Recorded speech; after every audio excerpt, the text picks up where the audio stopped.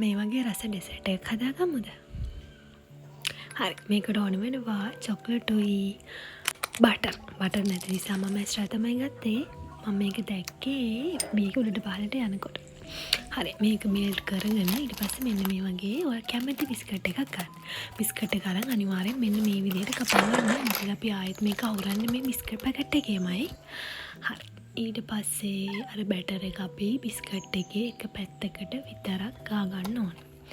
දැන් අර කපාගත්ත biscuit packet එකේ මේක මෙන්න මෙහෙම අහුරලා ඊට පස්සේ අපි ෆ්‍රිජ් එකේ පැය භාගයක් විතර තියලා ගන්න. මේ තියෙන්නේ පැය භාගයකට පස්සේ ගත්ත බිස්කට් එක.